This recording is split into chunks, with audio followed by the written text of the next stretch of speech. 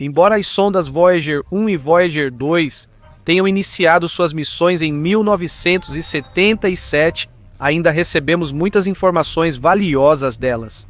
Elas já estão em serviço há 45 anos. Antes, esse número parecia impossível. Inicialmente, estava planejado que ambas as sondas explorariam Júpiter e Saturno, assim como parcialmente Netuno e Urano. Ninguém esperava que a Voyager superasse o plano. Agora elas já atravessaram a heliosfera e, para deixar para trás todo o sistema solar, só precisam superar a nuvem de Oort. Cada uma das sondas Voyager tem suas próprias fontes de energia. São estruturas em forma de cilindro que contêm de 4 a 5 quilos de plutônio. Eles são chamados de geradores termoelétricos de radioisótopos, e cada sonda possui 3 deles. O plutônio gera 2.400 watts. Eles primeiro geram calor que depois é convertido em energia elétrica. Como as fontes de energia foram instaladas 2 anos antes das Voyagers partirem, já funcionam há 47 anos. Como você pode imaginar, a vida útil deles vai acabar em algum momento. Além disso, há a influência do ambiente externo e da radiação de nêutrons gerada na decomposição do plutônio. Isso acaba levando à deterioração dos 2 aparelhos, e com o tempo eles vão emitir sinais cada vez mais fracos. A diminuição ao longo de 88 anos leva a uma redução do desempenho dos geradores pela metade. Eles também precisam manter os componentes funcionando e enviar informações para a Terra. O volume máximo de memória que as fotos das câmeras podem ocupar é de 67 megabytes. Os aparelhos possuem processadores de 8 bits, cuja frequência de clock chega a 6,4 MHz. Isso não é muito, considerando que, por exemplo, o nosso smartphone tem cerca de 380 MHz. Mesmo assim, as sondas Voyager coletaram muitas informações e continuam fazendo isso até hoje. Como surgiu o projeto Voyager? Essas sondas fizeram descobertas científicas importantes. Como soa a gravação sonora do espaço interestelar? E o que vai acontecer com esses aparelhos lendários no futuro? Alô? A história inicia em 1964. Edward Carroll Stone, na época estagiário do Laboratório de Propulsão a Jato, chegou a essa conclusão durante uma simulação do alinhamento dos planetas nas próximas décadas. No fim dos anos 1970, os planetas, além do cinturão de asteroides, se alinhariam em uma pequena região do céu, e isso permitiria se aproximar de cada planeta em sequência, usando só manobras gravitacionais para estudá-los rapidamente. Os corpos celestes. Seria possível sobrevoar tudo não em 13 anos, mas já em 8. Por isso poderíamos obter mais informações valiosas. Graças a essa descoberta surgiu o projeto Voyager. Da Terra, era impossível ver a maioria dos planetas, mesmo com equipamentos avançados. Por isso, para a comunidade científica, os dados obtidos pelos Voyagers durante suas missões são tão valiosos. Voyager 1, em 1979, já estava perto de Júpiter. Naquela época, recebemos imagens da famosa Grande Mancha Vermelha. O Voyager 1 também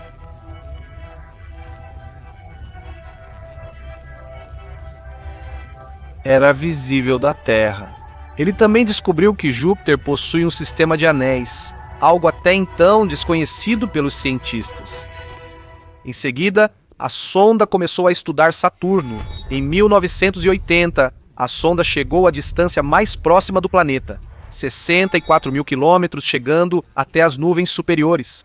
O aparelho tirou fotos dos anéis de Saturno, de alguns de seus satélites em alta qualidade e enviou os dados para a Terra.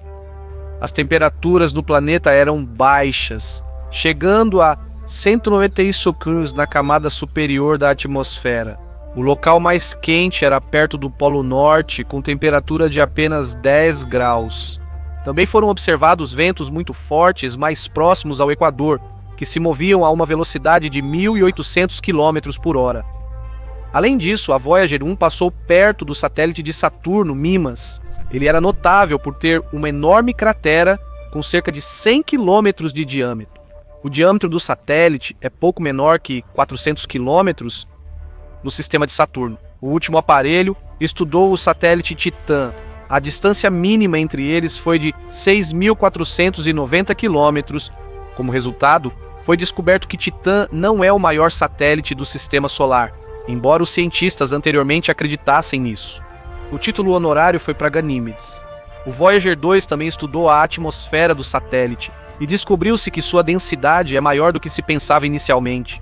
Com base nos dados obtidos, podia-se concluir que em Titã poderiam existir vários tipos de corpos d'água, mas compostos de hidrocarbonetos líquidos. O fato de a sonda ter se aproximado tanto de Titã não passou despercebido para ela.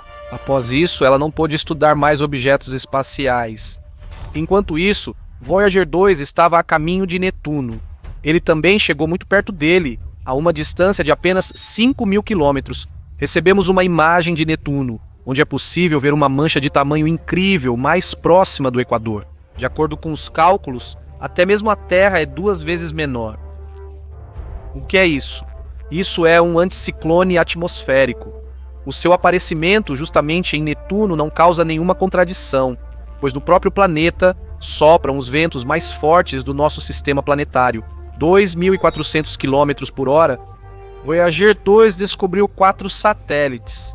Tritão também foi estudado. Lá foram encontrados geysers e eles estão ativos. Isso era algo incomum para um objeto que estava tão longe do Sol. As principais tarefas do Voyager foram concluídas, mas eles continuaram funcionando depois disso. Em 1990, recebemos da Voyager várias imagens do Sistema Solar. Uma das mais famosas foi a foto chamada Pálido Ponto Azul. Esse ponto era o nosso planeta, só que fotografado a uma distância de cerca de 6 bilhões de quilômetros. Estando tão longe, vemos a Terra como uma manchinha azul, sem nada de especial. Já em 2011, a Voyager 1 havia se afastado da Terra por 109 unidades astronômicas e chegou à região de estagnação, uma zona com um campo magnético forte, depois da qual começa o espaço interestelar. Na região de estagnação, há um nível elevado de elétrons de alta energia. Eles chegam lá vindos do meio interestelar, o que permite chamar essa região de a mais extrema do nosso sistema planetário. No entanto, mesmo estando tão longe, as sondas continuaram fazendo descobertas. 8 anos depois, em 2019, Voyager 1 se aproximou da região mais extrema da zona de estagnação, chegando o mais perto possível do espaço interestelar. Ao mesmo tempo, os instrumentos da sonda registraram um aumento de 1/4 na intensidade dos raios galácticos, o que indicava que a nave estava se aproximando da borda da heliosfera. Agora está confirmado que a Voyager 1 já está viajando pelo espaço interestelar. E quanto a Voyager 2, quando a nave se aproximou de Netuno, a gravidade dele mudou a direção do voo da sonda. Como resultado, a Voyager 2 se afastou do plano da eclíptica e não pôde mais se aproximar de outros planetas do Sistema Solar para estudá-los. No entanto, isso não tornou a nave inútil. Em 2018, ela cruzou a heliopausa, uma região considerada a fronteira do espaço interestelar.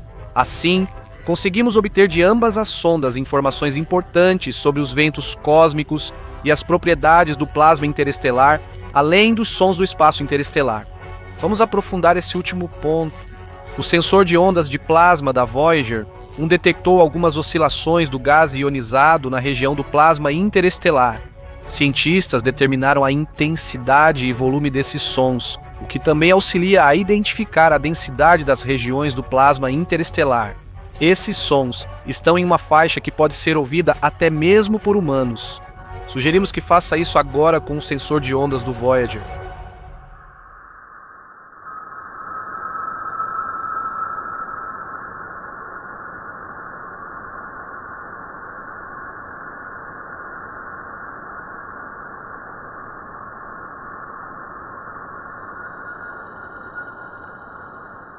Incrível, não é mesmo?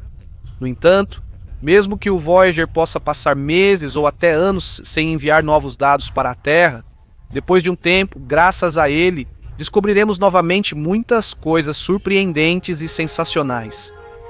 Em 2022, um sinal constante, porém muito fraco, foi detectado entre as emissões solares. Supõe-se que as oscilações do gás interestelar provocaram o surgimento de ondas de plasma, onde esse zumbido se formou. Mas o que é isso? Anteriormente, supunha-se que a atividade de baixo nível que ocorre no meio interestelar era menor do que realmente é.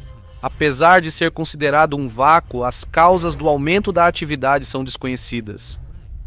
Há versões que sugerem que isso foi causado por ruído quase térmico, criado por elétrons em movimento no plasma ou por oscilações de plasma nas quais se observa atividade térmica. Ao estudar esse sinal, também podemos determinar o quão denso é o plasma no meio interestelar. As sondas Voyager registraram um aumento na densidade de elétrons nessa região.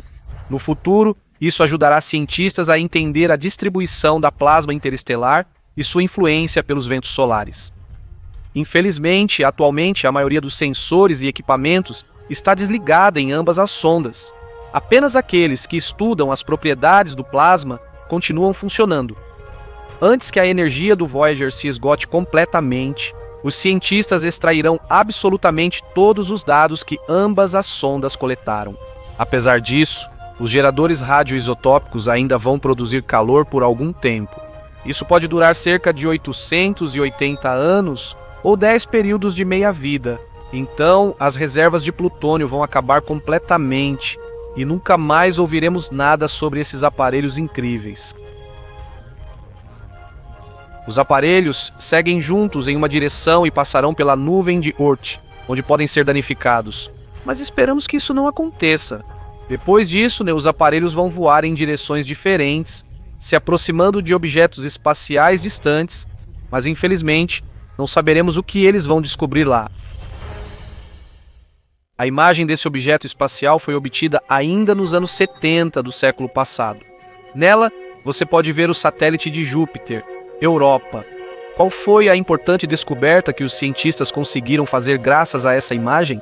Se você olhar atentamente para as imagens, pode notar fissuras que circundam toda a superfície com largura de cerca de 1,5 km. É bem possível que a causa do surgimento dessas fissuras tenham sido as forças de maré do oceano interno, que rasgavam a camada superior. Isso indica que a camada superior desse satélite é composta principalmente de gelo de água. Já em 2012, vapor d'água foi detectado na região sul de Europa. Ele formava algo parecido com plumas que chegavam a 200 km de altura. Os cientistas têm certeza de que, graças a esse fenômeno, podemos aprender sobre a estrutura interna do satélite sem precisar enviar sondas de descida para lá. Neste vídeo, vamos analisar fenômenos extraordinários nos satélites de Júpiter. Por que a Europa não tem crateras de impacto? Qual satélite tem a vista mais impressionante do céu estrelado? Por que em Io existem lagos inteiros cheios de lava e onde fica Valhalla, a maior cratera do sistema solar? A maioria das teorias dos pesquisadores aponta que, a uma profundidade de 15 a 25 quilômetros, pode haver um enorme oceano que pode se estender até 160 quilômetros para baixo. Europa pode ter até mais recursos hídricos do que o nosso planeta em 70,9%, embora o tamanho da Terra seja muito maior. No oceano que está nas profundezas do satélite, podem existir organismos vivos. Supõe-se que a superfície seja coberta por uma camada de gelo. Se olharmos para as imagens obtidas pela sonda Galileu, podemos ver claramente áreas escuras, com cerca de 10 quilômetros de diâmetro. A razão para o surgimento delas é que substâncias de alta temperatura, mas com menor densidade, subiram, exercendo assim uma forte pressão sobre a crosta, ou tentando escapar para a superfície. Na própria Lua, o relevo é bastante irregular.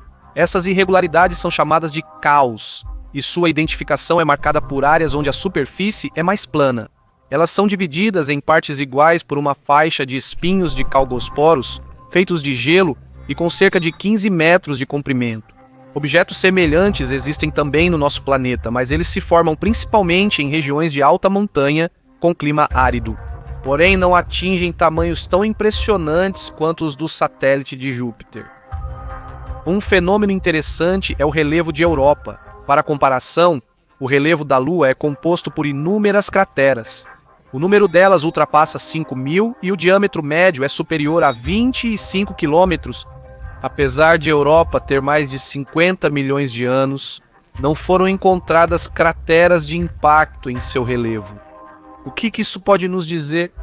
A ausência de crateras de impacto pode indicar mudanças constantes que ocorrem nas camadas superiores do objeto. Como Europa é um satélite com uma das superfícies mais lisas do sistema solar, ela possui um alto nível de brilho, até maior do que o da Lua da Terra.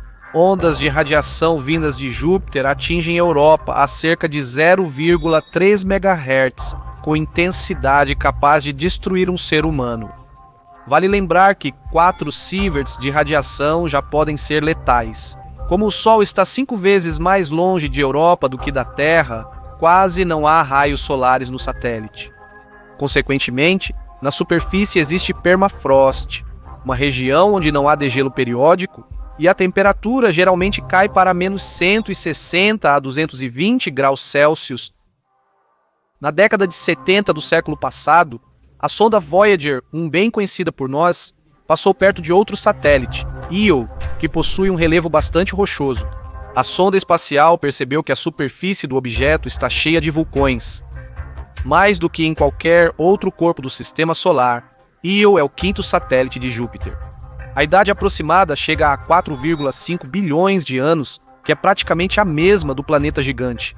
O tamanho é quase igual ao da Lua. Além disso, eles têm outras características em comum. Eles têm valores quase iguais de gravidade e densidade. A maioria dos satélites em nosso sistema planetário é composta de silicatos e gelo de água, mas Io é uma exceção. Ele é composto por rochas silicatadas e elementos de ferro. Outro fato notável é que esse satélite possui auroras polares, cujo brilho varia de intensidade devido à rotação ao redor de Júpiter. No entanto, essas auroras nunca desaparecem completamente. Apesar de Io estar a 420 mil quilômetros de Júpiter, essa distância não é grande comparada a outros casos. Por exemplo, Júpiter e Europa estão separados por 670.900 quilômetros. Se você estivesse em Io, veria Júpiter, que é 40 vezes maior do que a Lua vista da Terra. Só imagine a vista do céu estrelado lá. Io completa uma volta ao redor de Júpiter em pouco mais de 42 horas. Se compararmos com o nosso satélite, a Lua levaria 27 dias e 7,5 horas para fazer isso. Como se sabe, devido à ação gravitacional da Lua sobre a Terra, ocorrem as marés altas e baixas. Em Io existe um fenômeno semelhante. Trata-se de protuberâncias de maré em algumas partes do satélite, cuja altura pode chegar a até 100 metros. Como Io não tem oceanos, as camadas superiores se deslocam, elevando-se e descendo repetidas vezes. Io está constantemente sob a influência das forças gravitacionais de Júpiter e de seus principais satélites. Consequentemente, a escala dessas marés sólidas é muito mais impressionante do que na Terra, já que, em nosso planeta, apenas a Lua exerce influência. A temperatura tanto na superfície quanto no interior de Io é extremamente alta, semelhante à temperatura da lava durante uma erupção vulcânica na Terra. Por isso, lá é possível observar processos de ebulição que fazem as substâncias saírem para fora, criando vulcões. Nenhum outro objeto no sistema solar apresenta tantas erupções quanto Io. De acordo com as estimativas, o número de vulcões na superfície do satélite chega a 450 deles, é registrada a atividade constante. Durante essas erupções, em alguns lugares, é liberado material extremamente aquecido, que se espalha pelo espaço por até 320 quilômetros. Na superfície do satélite, observa-se fluxos constantes de magma devido às frequentes erupções vulcânicas. Como resultado, lá podem ser encontrados verdadeiros lagos cheios de lava. Agora vamos falar sobre outro satélite, Ganímedes. Atualmente, ele é considerado o maior satélite do sistema solar, e ele também possui o maior oceano de água. A superfície tem uma crosta de gelo de até 150 quilômetros de espessura. Provavelmente, sob essa camada, pode haver um oceano interno de água com profundidade de 100 quilômetros. Isso é 10 vezes mais profundo do que a Fossa das Marianas, o lugar mais profundo da Terra. Durante a missão Voyager também foram observadas calotas de gelo nos polos. A composição de Ganímedes inclui tanto rochas quanto água. A camada atmosférica é tão fina que não existe oxigênio ali. É improvável que haja organismos vivos nas águas oceânicas do satélite, pois faltam condições adequadas. Na Terra, a situação é diferente. Lá, mesmo nas maiores profundezas, existem criaturas que se adaptaram à vida na completa escuridão. Em Ganímedes, as condições são mais severas e os níveis de pressão são muito maiores. Por isso, é provável que, no fundo, a água volte a se transformar em gelo. Não há chances de manter uma atividade vital normal lá, pois não haverá ajuda de fontes geotérmicas como acontece na Terra. A camada de gelo impede isso. Além disso, Ganímedes tem um campo magnético. É o único satélite no sistema solar com essa característica. A razão para isso é o núcleo líquido. O objeto completa uma rotação ao redor de seu eixo em 7 dias. A órbita tem uma trajetória bastante incomum, por isso, em certas partes dela, a distância entre Ganímedes e Júpiter é muito pequena. Com suas forças gravitacionais, Europa, Io e Ganímedes influenciam-se constantemente umas às outras. Os períodos de rotação em torno de Júpiter variam. Calisto é o terceiro maior satélite do sistema solar. Ele completa uma volta ao redor de Júpiter em 17 dias. A camada atmosférica em Calisto é bastante fina. A superfície superior tem muitas crateras, mas o relevo permaneceu inalterado por bilhões de anos. Se ocorrem processos geológicos em um planeta, eles podem mudar a estrutura da superfície e destruir vestígios de processos passados. Este não é o caso de Calisto. Supõe-se que a superfície tenha sido completamente coberta por um oceano que depois se transformou em uma camada de gelo. Às vezes, meteoritos colidiam com o satélite, mas não houve mais nenhum outro impacto. No entanto, não devemos esquecer a presença de crateras lá. O maior deles é considerado Valhalla. Seu diâmetro é de 4.000 quilômetros, o que o torna o maior do sistema solar.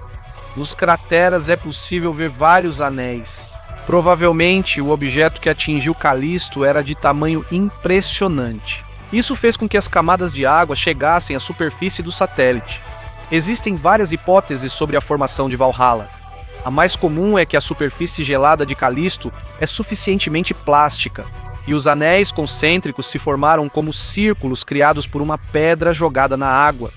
Graças à sonda Galileu, sabemos que o campo magnético de Júpiter não afetou Calisto. Talvez isso aconteça porque a camada superior lá é bastante espessa, cerca de 10 quilômetros, e é difícil de ser estudada. Ainda temos muito trabalho pela frente para aprender mais sobre esse satélite. Quando ouvimos a sigla Objeto Voador Não Identificado, muitos de nós logo lembramos da vinheta da RENTV. Mas será que é realmente impossível a chegada de visitantes indesejados à Terra? Ou a observação permanente deles a uma distância segura, como no romance de Stephen King, Sob a Redoma? Existem provas reais desse tipo de contato ou da existência de vida inteligente? Se não, então por quê? Em 1959 foi criado o projeto da rede de busca que existe até hoje. Infelizmente, é preciso admitir que, quando se fala sobre OVNIs, ou evidências que comprovam a existência de inteligência extraterrestre, a maioria dos relatos de testemunhas oculares é ou falsa, ou claramente inventada. Desvios psíquicos dos entrevistados, como o uso de cogumelos alucinógenos, podem gerar resultados impressionantes.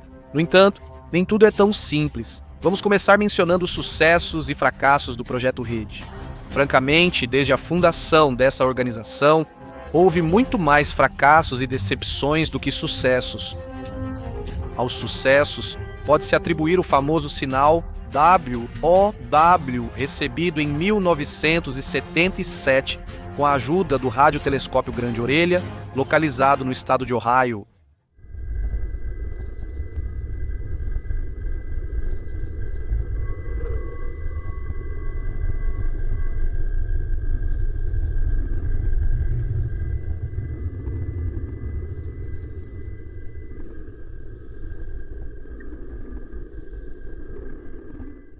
No processo de análise detalhada dessa mensagem de rádio, que suspeitosamente se assemelhava a um cumprimento de civilizações extraterrestres, Foram levantadas hipóteses, cada uma mais estranha que a outra. As principais delas diziam o seguinte: o sinal foi emitido por um dispositivo muito distante, funcionando com o princípio de um farol. Também existe a versão de que a mensagem estranha foi recebida de uma nave alienígena que estava passando por perto. De qualquer forma, em quase 45 anos, os especialistas da rede não registraram mais nada parecido com o WOW. Isso leva à ideia de que a mensagem de rádio pode ter origem terrestre. Por exemplo, ela poderia ter sido um reflexo de algum fragmento de lixo espacial próximo ao nosso planeta. Mas então surge a pergunta: como o sinal misterioso foi captado em uma frequência reservada, que não é usada por nenhum outro equipamento de transmissão de rádio? Também foi sugerida a versão de que o telescópio Grande Orelha captou uma radiação, mas essa hipótese foi imediatamente refutada. Nenhum objeto similar entrou no alcance da óptica espacial naquele momento. Em 2003, houve outro sinal, um candidato à origem artificial, captado pelos equipamentos do projeto Search for Extraterrestrial Intelligence.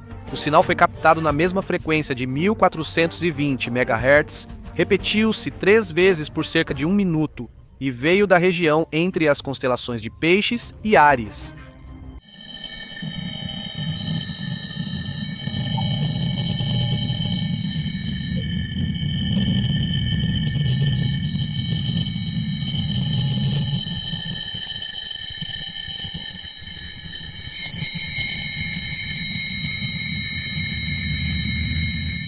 Depois, astrofísicos mostraram ceticismo, dizendo que era falha do equipamento ou ruído de fundo de fenômeno cósmico distante. Considerando o que foi dito, existe algum benefício significativo do conglomerado de busca da Search for Extraterrestrial Intelligence? De modo geral, a atitude da comunidade científica em relação a esse projeto é bastante condescendente, embora leal. Ele não é financiado pelo governo, geralmente mantendo sua existência por meio de iniciativas filantrópicas. Até agora, não há programa científico para detectar OVNIs. Todas as buscas se limitam à varredura do espaço ou ao envio desordenado de sinais. A relativa conveniência e a real necessidade de Stoichvoid divulgar informações sobre a existência de vida inteligente no planeta Terra foram discutidas em um dos vídeos do nosso canal, que fala sobre a original e interessante teoria da floresta escura. Resumindo, parte da comunidade científica acredita que enviar sinais pode ameaçar a segurança da nossa civilização. E talvez seja exatamente por isso que até agora não conseguimos captar um sinal de outra civilização. Outras inteligências preferem não ser descobertas. Por exemplo, o astrofísico Alexander Panassov, participante ativo do projeto, é cético quanto a essa teoria. Se tomarmos a civilização humana como exemplo, além de enviar sinais para possíveis extraterrestres, também damos muitos motivos para sermos descobertos involuntariamente. Somos um planeta barulhento. Radares de aeroportos e de detecção de lixo espacial emitem sinais contínuos em todas as direções, podendo ser detectados. Depois, Panov aprofunda a teoria perguntando: de quem temos medo segundo a teoria da floresta escura? Temos medo de quem pode vir até nós e nos conquistar, ou seja, seres inteligentes capazes de viagens interestelares. O nível de desenvolvimento de tal civilização deve ser pelo menos do tipo 2, de acordo com a escala de Kardashev. Isso significa que tal civilização utiliza a energia de todo o seu planeta, assim como a energia da estrela em torno da qual orbita. Na opinião dele, para uma civilização desse tipo, explorar o espaço seria algo racional e simples do ponto de vista do espaço. Ao mesmo tempo, nossos radares são capazes de detectar um disco voador desses a uma distância de vários milhares de anos-luz. Quanto mais desenvolvida a civilização, mais difícil será passar despercebida. Agora vamos responder por quê. Quando se fala em OVNIs, sempre se pressupõe a existência de inteligência extraterrestre. A descoberta de destroços tecnológicos de origem desconhecida pode ser considerado um objeto voador não identificado? Nesse contexto, uma observação interessante pode ser feita. Especialistas já encontravam artefatos semelhantes ainda na era pré-espacial, quando não havia um anel estável de lixo ao redor da Terra.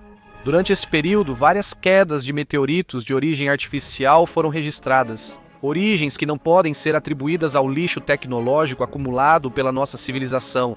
Afinal, naquela época, tais atividades não eram realizadas na órbita da Terra. Como explicar esses casos? A ciência oficial segue em silêncio. Qual é a principal problemática na busca e interpretação de OVNIs? Não sabemos como são os objetos voadores não identificados e por isso frequentemente confundimos fenômenos terrestres com eles. Esse problema também está ligado às buscas sem sucesso por inteligência extraterrestre. E nesse caso, ninguém consegue formular claramente quais são as características dos objetos que estamos procurando.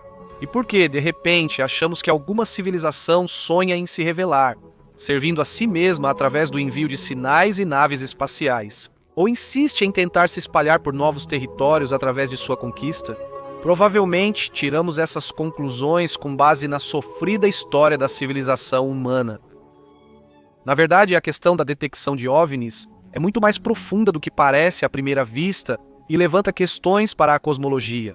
Se objetos voadores não identificados existem, é muito provável que eles possam pertencer a algum mundo inteligente. Disso, podemos concluir que o universo está cheio de vida, mas novamente, por que achamos que essa vida é parecida com a nossa? A teoria da panspermia defende que cometas transportam esporos de vida. Portanto, provavelmente todos os biomas são formados pelos mesmos nucleotídeos, baseados no carbono como estamos acostumados. Depois, o desenvolvimento desses mundos pode variar, mas geralmente características semelhantes permanecem. Por isso, buscamos OVNIs como prova de vida inteligente no universo, com possíveis aspirações parecidas com as nossas. Observar ativamente, monitorar o espaço conforme as possibilidades técnicas, enviar naves a todos os cantos e conquistar novos territórios. No entanto, não está claro porque até agora foram encontradas relativamente poucas evidências do aparecimento de OVNIs perto do nosso planeta. Ignorando teorias sobre serviços secretos ocultando artefatos, a situação é bem desanimadora. Ainda assim, há precedentes. Por exemplo, nos Estados Unidos, entre 2004 e 2021, foram registrados 144 casos de OVNIs sem explicação racional. No Pentágono, criaram até um grupo para estudar esses fenômenos. Em junho de 2021, os serviços de inteligência dos Estados Unidos da América divulgaram um relatório analisando relatos de OVNIs feitos por militares americanos. No relatório, foi indicado que a inteligência não conseguiu identificar os objetos, e a versão de que poderiam ser OVNIs é reconhecida como uma das possíveis. Os dados sobre a detecção de OVNIs no mundo vêm sendo sistematizados desde meados do século XX. Como a ufologia ainda não é considerada ciência, a maioria das pesquisas é feita de forma voluntária. Além disso, muitas vezes OVNIs são confundidos com quimiluminescência de emissões industriais, auroras polares, voos de sondas meteorológicas, nuvens incomuns, lançamentos de foguetes e até a lua cheia.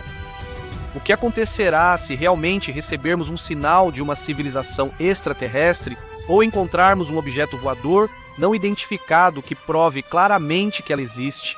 Isso não seria o colapso ao qual já estamos acostumados? Se descobrirmos que não estamos sozinhos no universo, as pessoas deixarão de cuidar da Terra? Já que sempre podemos fugir para algum outro planeta, como dizem, onde é bom, ali é a pátria. No entanto, neste estágio é mais relevante para nós recorrer à questão técnica da questão. Se uma civilização extraterrestre for semelhante à nossa, suas mensagens trarão informações iniciais sobre leis físicas, cultura, história e outros aspectos da sociedade. Esse tipo de informação sobre si mesmos foi enviado ao espaço pelos terráqueos em vários anos. Recebemos informações dos vizinhos distantes. O que fazer agora? As mensagens são decifradas, o que pode levar anos ou décadas. São interpretadas e, idealmente, integradas ao campo cultural como uma espécie de internet cósmica. Essa formação global inevitavelmente surgirá com o tempo, desde que os sinais venham de diferentes civilizações do universo. Então, as informações úteis podem ser sistematizadas em forma de uma enciclopédia virtual, ampliando o conhecimento sobre o macrocosmo e seus habitantes. Imagine uma Wikipédia cósmica. Isso lhe parece ingênuo ou irreal? A história é que revelará a verdade. Aliás, receber múltiplos sinais de civilizações avançadas, semelhantes à nossa e baseadas em princípios comuns, será uma prova incontestável da teoria da panspermia, ou seja, do fato de que a vida no universo se espalha por meio de esporos. E por fim, vale a pena responder a um sinal que chega à Terra vindo do espaço? Claro que não, porque isso é absolutamente inútil, considerando as enormes distâncias cósmicas e a imperfeição dos nossos métodos de transmissão. Vivemos em uma época em que a ciência está no limite de suas capacidades, e muito em breve os métodos empíricos podem chegar a um impasse devido à falta de conhecimento ou à imperfeição da base técnica para realizar experimentos. Lembre-se de que os cientistas preferem considerar coisas que são reprodutíveis, que podem ser verificadas e testadas. Assim, a descoberta de OVNIs ou sinais de civilizações avançadas impulsionaria o desenvolvimento das ciências terrestres. A internet cósmica, com dados sobre a diversidade dos mundos, será um tesouro de novos conhecimentos. Vale a pena encerrar o projeto Search for Extraterrestrial Intelligence e descartar as oportunidades de estudar artefatos que tenham pelo menos alguma relação com objetos voadores não identificados? Isso é, no mínimo, uma tolice. Ao rejeitar informações que ainda não somos capazes de explicar, a humanidade se tornará como cegos impotentes, esbarrando em uma parede intransponível. Temos muitos motivos para chamar a Terra de o melhor planeta de todos, pelo menos porque vivemos nela. E temos condições suficientes para uma vida pacífica e tranquila. Em outros planetas, há regras totalmente diferentes. Nosso modo de vida lá seria diferente do que é na Terra.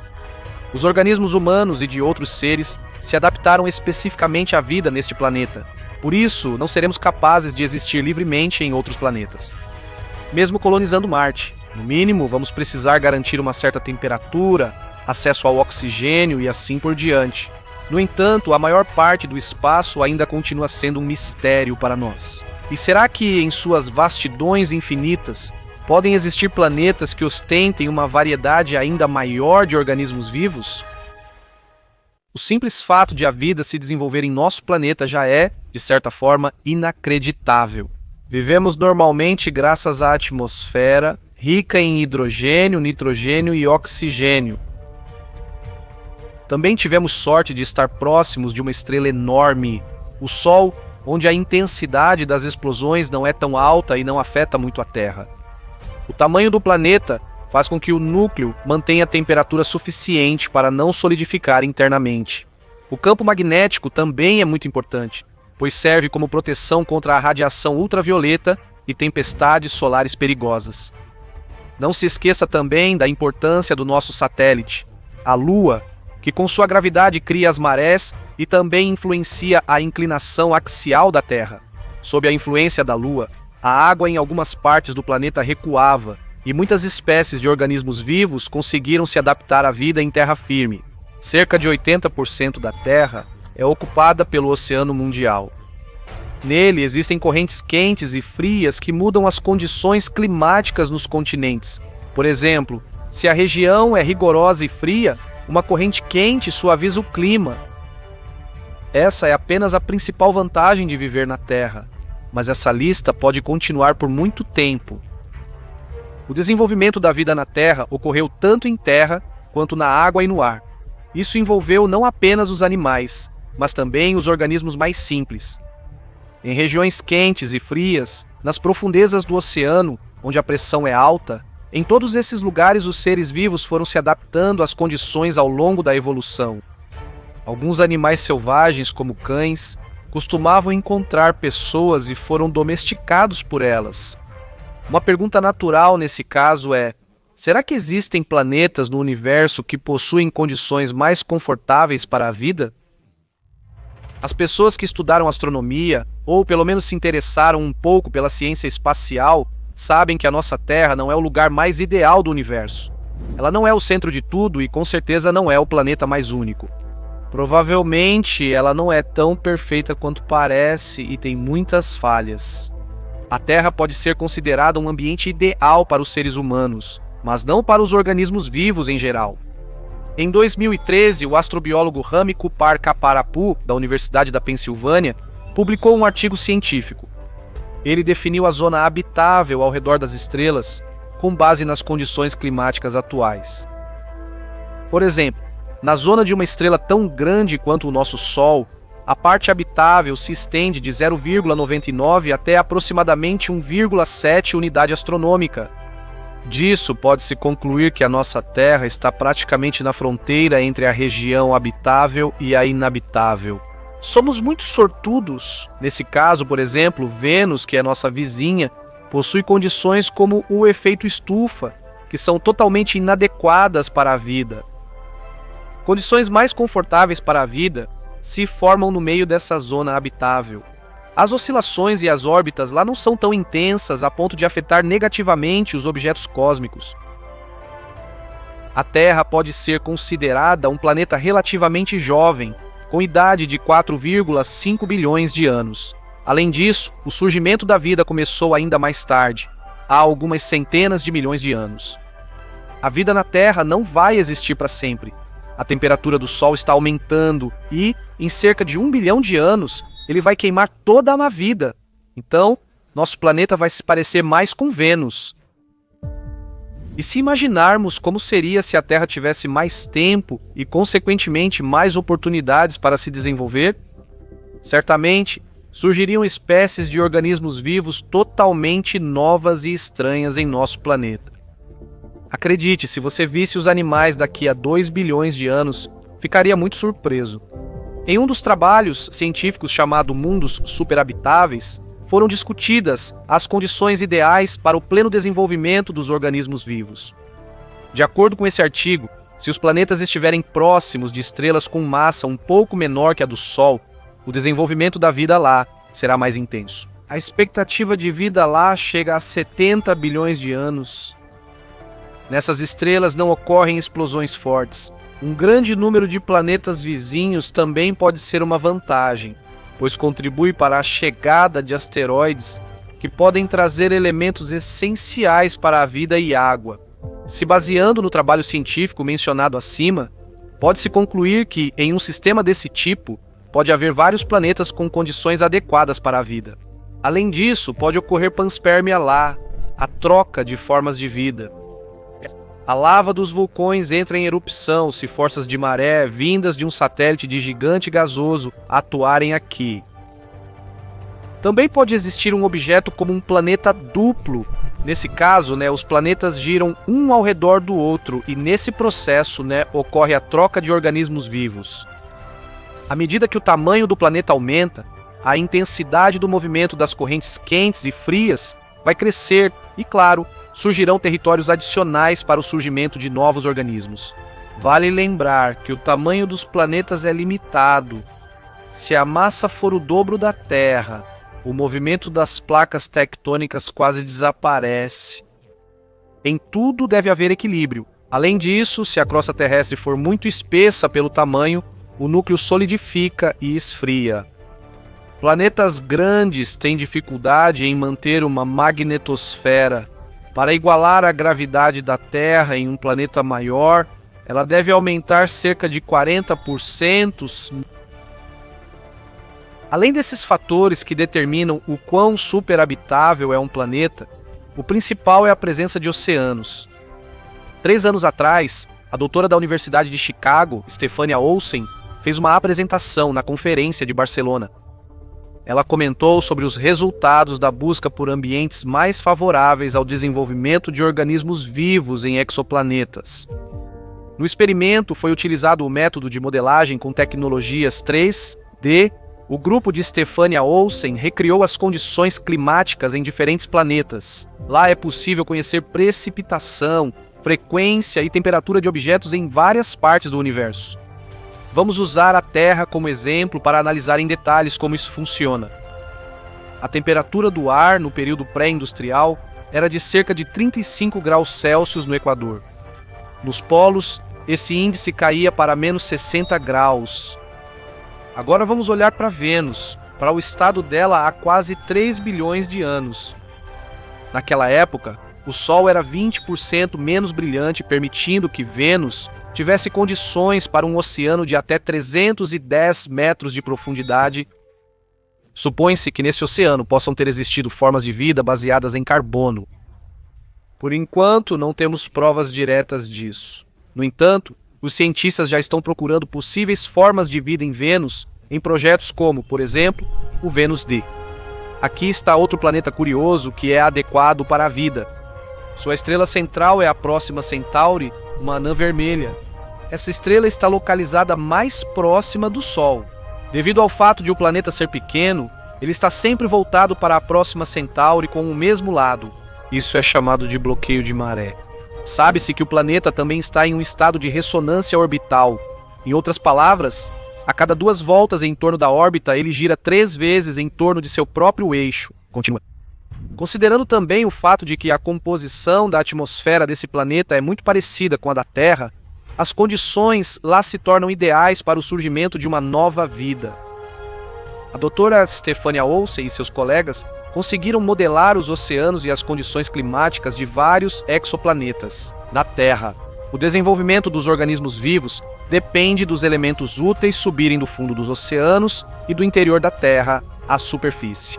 No geral, é óbvio que quanto mais correntes frias e quentes houver no oceano, mais o planeta será adequado para a vida. A Terra tem tudo isso, mas existe algum objeto que a superou? Olsen afirma que planetas com uma atmosfera mais densa e uma rotação mais lenta têm uma circulação oceânica mais forte. Isso fornece uma referência muito importante para os astrônomos quando eles começarem a procurar o planeta ideal para o desenvolvimento da vida. Na década de 2030 está previsto o lançamento de alguns projetos que nos ajudarão a obter imagens de exoplanetas com as características adequadas de perto. E é muito provável que nossos esforços sejam coroados de sucesso e que consigamos encontrar um planeta com condições mais confortáveis para o desenvolvimento da vida. O século XX marcou a exploração espacial com a descoberta do meio interestelar, a elaboração de um mapa preciso da galáxia, a identificação da radiação cósmica de fundo e a constatação da expansão do universo. E, claro, o primeiro voo de um ser humano no espaço e o primeiro pouso na Lua. Hoje vamos explicar como o mundo alcançou essas conquistas. A história da formação da ciência espacial começa por volta do século XVIII. Um papel importante foi desempenhado pelo cientista Isaac Newton. Ele refletiu muito sobre o fato de que, se um canhão colocado em uma elevação disparasse com mais potência, a distância percorrida pela bala seria maior. No entanto, se a força da explosão atingir um certo ponto, a bala não apenas voará em alta velocidade, ela começará a girar ao redor. Com o tempo, descobrimos que isso pode acontecer a uma altitude de cerca de 160 km e a uma velocidade de 7,91 km por segundo, um foguete poderia lidar com essa tarefa. Cientistas de muitos países trabalharam na invenção de algo semelhante aos foguetes modernos. Wernher von Braun, engenheiro alemão e membro da SS, foi pioneiro nesse campo e desenvolveu o primeiro míssil balístico, o V2. Essa história tem muitos pontos obscuros. Isso foi na época da Alemanha nazista. Durante o desenvolvimento do projeto, usaram trabalho forçado de prisioneiros de campos de concentração. O V2 conseguiu alcançar o espaço sideral. Naquela época, começou a Segunda Guerra Mundial, por isso o foguete servia exclusivamente como arma. Após a derrota da Alemanha na guerra, Wernher von Braun, junto com seus colegas que também trabalhavam no desenvolvimento, se rendeu aos Estados Unidos. Ele entendia que não havia perspectivas em seu país natal, então queria trabalhar futuramente para os Estados Unidos. Eles, por sua vez, decidiram não perder um talento tão valioso, pois von Braun poderia criar não apenas um foguete, mas um foguete com ogiva nuclear. É claro que a União Soviética não gostou nada desse desdobramento dos acontecimentos. Uma arma nuclear tão poderosa dava aos americanos muitas vantagens. Era preciso buscar alguma solução. A União Soviética obteve posse de alguns dos elementos do V2 que ficaram na Alemanha. Com base neles, o cientista Sergei Korolev desenvolveu a versão soviética do foguete alemão. Posteriormente, Korolev criou muitos outros aparelhos semelhantes, pois, após sua primeira criação, ganhou uma boa reputação junto à liderança. Um deles foi o míssil intercontinental R-7, cujo alcance de voo podia chegar a 8.000 km. Se o combustível desse míssil chegasse ao mínimo, Motor e tanque se separavam da parte principal. Assim, o míssil podia alcançar uma distância maior. A R-7 não só podia conquistar o espaço, mas também se tornar uma assassina nuclear para os Estados Unidos da América, funcionando tão bem quanto a V-2. As dimensões do projeto de Korolev também impressionavam. O cosmódromo de Baikonur foi construído especialmente para a R-7. Quanto a Wernher von Braun, nos Estados Unidos da América ele não conseguia realizar plenamente seu potencial. Ele aparecia muito em vários programas de televisão, falando sobre como era importante explorar o espaço. Porém, o governo impedia que ele mostrasse seu potencial, forçando von Braun a criar apenas foguetes de curto alcance. Isso acontecia por causa do passado duvidoso dele. Afinal, um ex-oficial alemão claramente não era a pessoa certa para tornar os Estados Unidos da América famosos como uma potência espacial. A disputa entre Estados Unidos da América e União das Repúblicas Socialistas Soviéticas na exploração espacial, chamada Corrida Espacial, começou em 4 de outubro de 1957. Foi exatamente nessa época que a União Soviética lançou o primeiro satélite ao espaço. Isso aconteceu justamente com a ajuda do R-7. As capacidades desse aparelho eram extremamente limitadas, especialmente se comparadas com os desenvolvimentos modernos, mas foi um avanço enorme sobre o qual a mídia do mundo inteiro falava. A União das Repúblicas Socialistas Soviéticas não parou por aí, e já literalmente um mês depois, enviou ao espaço a cadela Laika. Infelizmente, o animal morreu após 6 horas em órbita. Tudo porque a nave espacial não tinha mecanismos para retornar à Terra. As famosas Belka e Strelka tiveram mais sorte. Após o voo orbital, elas retornaram vivas. Os Estados Unidos não gostaram dessa situação. A liderança percebeu que não podiam se gabar de avanços tão impressionantes na ciência espacial. Era urgente para os Estados Unidos da América alcançar a União Soviética. O lançamento do satélite americano fracassou por falta de qualificação dos trabalhadores. O foguete caiu e houve um incêndio. Foi então que os Estados Unidos da América se lembraram do experiente von Braun. Foi ele quem colocou em órbita o primeiro satélite americano, apenas 4 meses depois que a União das Repúblicas Socialistas Soviéticas fez isso. No início, esses 2 enormes países competiam em poder militar, mas com o tempo isso evoluiu para o desejo de se tornar o vencedor absoluto na exploração espacial. Era evidente que lançar satélites e animais não seria o fim. Logo, algum desses países enviaria um ser humano ao espaço. Mais uma vez, a União Soviética venceu. Em 12 de abril de 1961, após intensos treinamentos, Yuri Gagarin foi ao espaço. Nem tudo foi tão bem quanto diziam os jornais. A escotilha da nave espacial Vostok 1 não estava bem fechada, então tiveram que resolver o problema às pressas. Quando o foguete R-7 e a nave Vostok 1 decolaram, Gagarin disse a frase icônica, "Poekali", vamos lá. Durante o voo, ele relatou por rádio suas observações, estado de saúde e realizou tarefas simples como se alimentar. Depois que o Vostok 1 completou uma volta ao redor da Terra, ele começou a descer. Era esperado que, durante a descida, o bloco de frenagem se separasse da parte principal, mas isso não aconteceu devido a problemas técnicos. A cápsula de descida e o bloco de frenagem pareciam amarrados e balançavam no ar até se separarem depois. O casco da nave pegou fogo devido ao atrito com a atmosfera. Isso era considerado um processo totalmente normal. Gagarin se ejetou automaticamente e pousou com sucesso, embora não no local originalmente planejado. Apesar de alguns imprevistos, isso foi um sucesso estrondoso. Uma fama sem precedentes caiu sobre o próprio Gagarin. Recebeu diversos prêmios e visitou vários países. Os Estados Unidos não gostaram desse resultado, pois estavam atrás da União Soviética e só enviaram seu homem ao espaço um mês depois. Compreendendo isso, o então presidente dos Estados Unidos, John Kennedy, anunciou o lançamento do programa lunar Apollo. A União Soviética já tinha uma lista considerável de recordes. O primeiro satélite, a primeira nave que chegou à Lua, a primeira mulher cosmonauta, a primeira caminhada espacial. O pouso de um homem na Lua era, por assim dizer, uma carta não jogada. A União Soviética também teria sido a primeira, não fosse a morte de Sergei Korolev, de quem dependia todo o programa espacial soviético. Depois disso, houve outro incidente desagradável. A cápsula de descida Depois de sair da órbita, teve uma falha no sistema de paraquedas, o que resultou em uma queda. Infelizmente, o incidente tirou a vida do cosmonauta Vladimir Komarov. Um ano depois, durante os testes de um caça, também faleceu o primeiro cosmonauta Yuri Gagarin. Enquanto isso, os Estados Unidos faziam de tudo para alcançar o adversário. O programa continuava sob a liderança de Wernher von Braun. Para uma missão tão complexa, era necessário um equipamento especialmente resistente. Um orçamento considerável foi destinado a esse trabalho difícil, totalizando bilhões de dólares. Depois de muitos fracassos, Sim von Braun conseguiu criar o que precisava: o foguete Saturno V. Seu tamanho realmente impressionava. Era como um prédio de 30 andares. Nunca uma nave tão grande voou para o espaço antes. Legendas.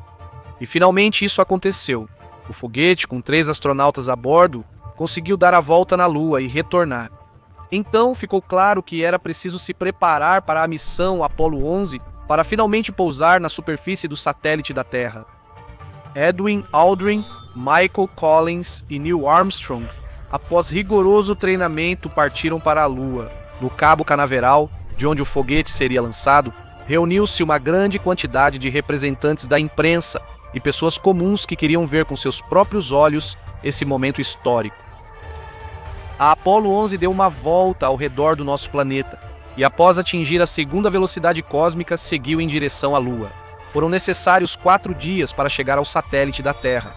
Quando a nave se aproximou o suficiente, o módulo lunar, com os astronautas dentro, se separou da parte principal e desceu até a superfície. O combustível era limitado, então era preciso agir muito rápido. E então, em 20 de julho de 1969, um dos astronautas, Neil Armstrong, pisou na superfície da Lua. A equipe fotografava a superfície e coletava amostras do solo. Por fim, fincaram a bandeira dos Estados Unidos e uma placa que dizia: "Aqui, homens da Terra pisaram na Lua pela primeira vez. Em nome da humanidade, viemos em paz." Depois que todas as tarefas foram concluídas, o módulo lunar decolou e se acoplou à nave espacial. Durante esse tempo, ele orbitava o satélite da Terra com Michael Collins a bordo.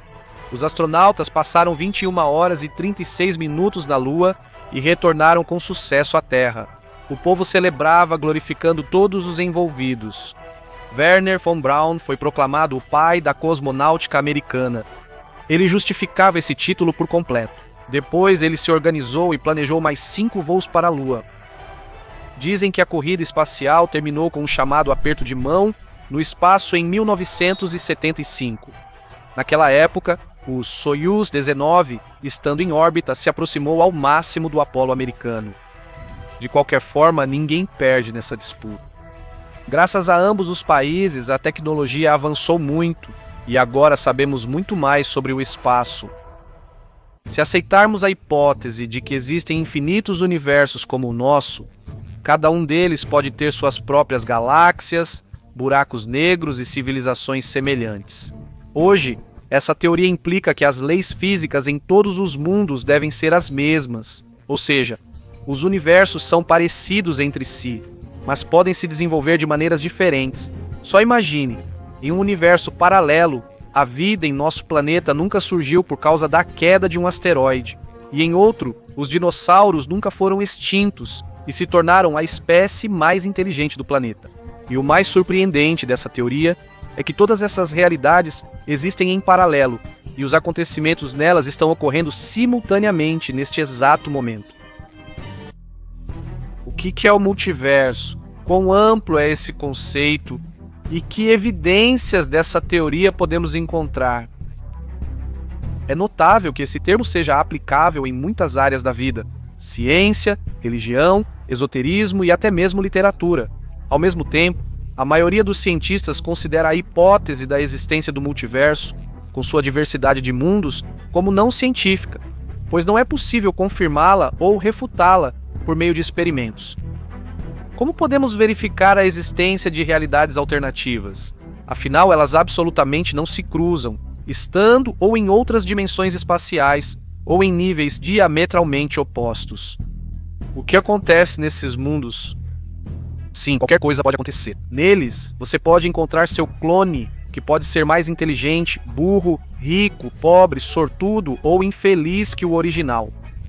Descobrir a mesma vida, mas seguindo um roteiro diferente ou ver mundos com constantes físicas completamente diferentes.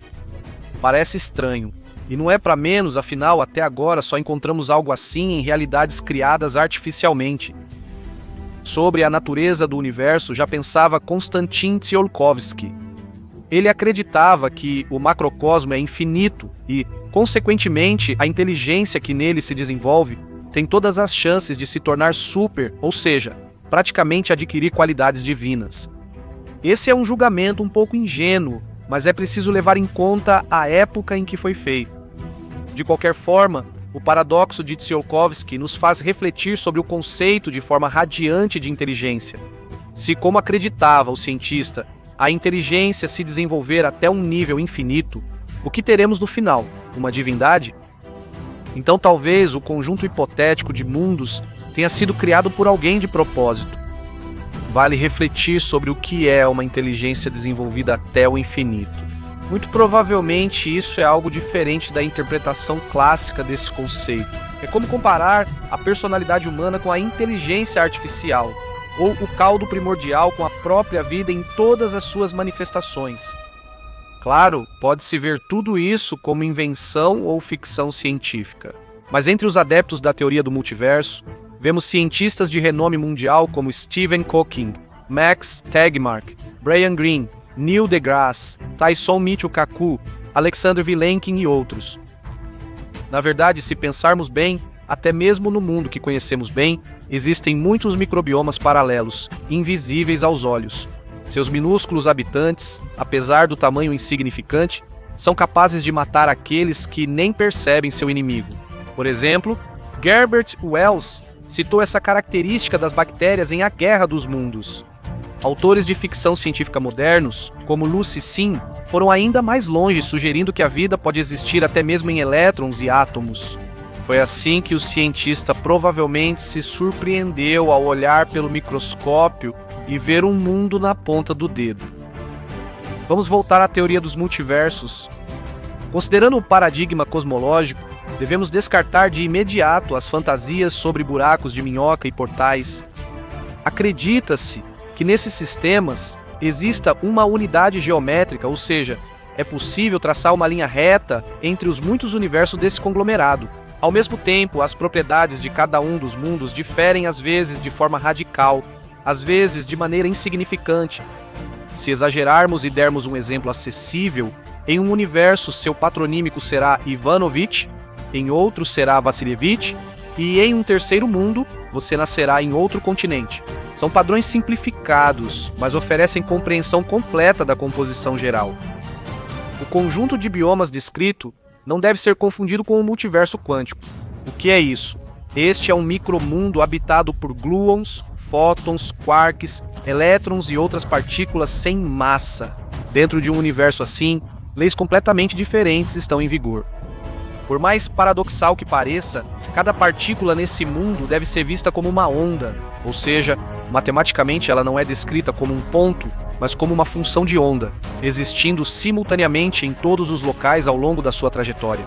Dessa forma, é possível prever sua localização em qualquer momento do tempo, assim como calcular os parâmetros dessas partículas, como o impulso à quantidade de energia liberada ou o spin.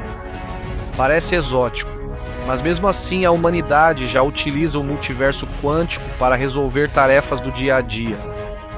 Cálculos ultrafinos viabilizam lasers, sistemas eletrônicos microscópicos e internet rápida. Porém, ao aplicar a teoria dos múltiplos universos ao nosso mundo macroscópico, surge a questão: como eles surgiram? Supõe-se que o Big Bang não foi o único. Esses eventos grandiosos aconteciam periodicamente em diferentes locais. Assim, em alguns universos talvez nem existam planetas ainda, ou, ao contrário, civilizações já atingiram o terceiro e quarto níveis na escala de Kardashev. Acontece que o nosso mundo global é apenas um átomo no corpo titânico do multiverso. Essa teoria é considerada científica, em particular por cientistas como Rhys Martin e Andrei Linde. O problema é que, por enquanto, não podemos registrar o surgimento e desenvolvimento dos mundos vizinhos. Mas se fundamentarmos tudo isso com uma base teórica séria, com o tempo teremos que levar tais universos a sério e talvez até corrigir as leis físicas que conhecemos. É possível obter pelo menos provas mínimas dessa teoria agora mesmo? Acontece que sim. O que é o contínuo espaço-tempo? Acredita-se que seja uma membrana invisível que se estende para sempre, mas isso não é verdade. O número de possibilidades de disposição das partículas está longe de ser infinito. Por isso, tudo acabará se repetindo cedo ou tarde. Assim, você inevitavelmente encontraria seu sósia, o que já não é mais uma fantasia infundada. Acontece que o nosso universo observável se estende por uma distância de cerca de 14 bilhões de anos-luz. Essa é a distância que os fótons de luz percorreram desde o momento do Big Bang. E o que há ao redor? O vazio? Lá, provavelmente, como retalhos de um cobertor sem tamanho, está situado um número infinito de mundos vizinhos. Existe algo ainda mais surpreendente dentro do tema dos multiversos? Também tem direito de existir a teoria dos mundos bolha, baseada na expansão do espaço como balões de ar. Essa hipótese foi proposta pelo especialista em cosmologia Alexander Vilenkin, colaborador da Universidade de Tufts. Ele acredita que existem regiões do cosmos que em algum momento pararam de se expandir ou estão em processo de auto-isolamento. Essas regiões formam um conjunto de universos vizinhos. Neles, podem existir condições absolutamente anômalas do nosso ponto de vista. Isso aumenta ainda mais o interesse dos astrônomos pelo estudo indireto desses objetos estranhos e misteriosos, mesmo que, por enquanto, existam apenas no nível de hipóteses. Continuando a refletir sobre os multiversos, gostaria de perguntar: qual teoria é a mais difícil de entender? Não podemos deixar de mencioná-la. Como você provavelmente já adivinhou, é a teoria das cordas ou das branas. De acordo com essa teoria, o universo é composto por fios de energia, assim como as diferentes vibrações das cordas de um instrumento musical criam música. As diferentes formas de vibração desses fios de energia dão às partículas suas propriedades únicas e, em última análise, originam todas as forças fundamentais do universo, gravitacionais, eletromagnéticas e outros tipos de interações. Como resultado de cálculos matemáticos, John Polchinski e Rafael Busso, da Universidade da Califórnia, descobriram que as equações fundamentais da teoria das cordas podem ter um número astronômico de soluções diferentes, mais de 10 elevado à potência de 1000. Para que você possa ao menos ter uma noção aproximada da escala desse número, vou te contar um fato. A quantidade de átomos em todo o universo visível não ultrapassa o número 10 elevado à potência de 80. Cada solução dessas equações de vibração das cordas descreve uma forma única de representar o universo, e todas elas estarão corretas. Essa hipótese científica baseia-se no fato de que o mundo não se limita às 4 dimensões terrenas, ele é multidimensional. Aliás, Kardashev acreditava que todas as civilizações avançadas já haviam deixado nosso universo por mundos mais evoluídos. Não surpreende o silêncio ao nosso redor e a falta de sinais de civilizações extraterrestres, apesar das buscas. Resumindo, vale citar a classificação de Max Tegmark, um dos adeptos da teoria do multiverso. Ele dividia os mundos entre aqueles que estão além do nosso horizonte cosmológico, ou seja, além do universo observável, aqueles que se baseiam em outras constantes físicas ou na mecânica quântica, e todos esses universos juntos formam um mega conglomerado. Seria interessante ver isso pessoalmente, mas quase não há viajantes entre mundos e ninguém entre nós consegue atravessar essas fronteiras. Agora é aguardar o papel dos viajantes acidentais. Assim são chamados na linguagem popular os personagens que viajam acidentalmente, não apenas para outros universos, mas também para o passado ou futuro do próprio mundo. Você acredita na teoria do multiverso ou ela lhe parece fantástica demais? Se quiser saber ainda mais sobre o mundo ao nosso redor, fique de olho nas atualizações. Tem muita coisa interessante pela frente.